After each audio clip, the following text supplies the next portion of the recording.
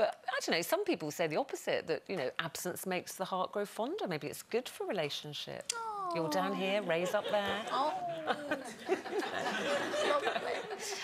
You know what? For some people, it absolutely does work. But for me, you know, I always go back to my first marriage with Shane, and he won't mind me talking about this because we have talked about it since. That was what happened to us, you know. He went off to work, you know, in Manchester. I was in London. It was meant to be 3 months. It ended up being 18 months, you know, and you grow apart. He had his life. I had a life in London.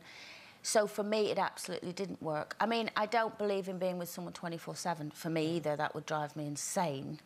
But what would be a time then? What would be a time if Ray said, like, I've got this great gig I've been offered, you know, with the band, and it's in Australia and it'll be 3 months?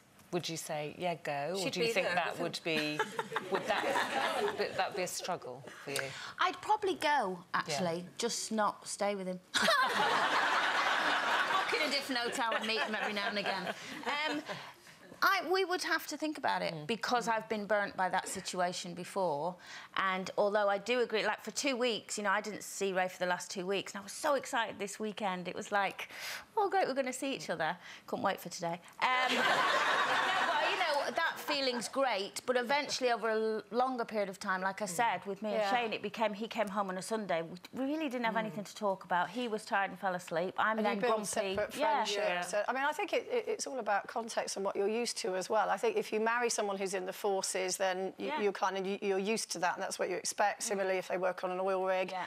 But I always think that, you know, when you have friends who they hit a certain age, have had their young children, and they go, we're moving out to the country. Well, I'm moving out to the country, and then we're getting a little flat, and my husband is going to commute every day and stay in the city. And I think,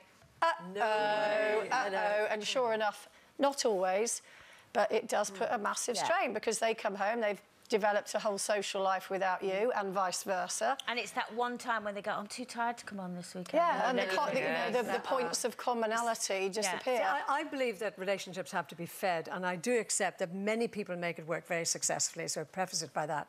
But, for example, in my case, with my first husband, unexpectedly I came to work in London for Radio 2, and unexpectedly he went to work on a television programme in South Africa for 6 months. Now, the reality is things just slipped away, because by the time and I would have thought that I had a happy marriage, by the way, but by the time he came back from South Africa, as you rightly say, Jane, and I'm not talking about sexual relationship, I'm just talking about you have to build up a life for yourself. So when he came back, things were different, and Dawn wanted to go back to Northern Ireland and I didn't. And so things just slipped away. So for me, and particularly at my stage in life, I wouldn't want to be away from Stephen any longer than a week, for example.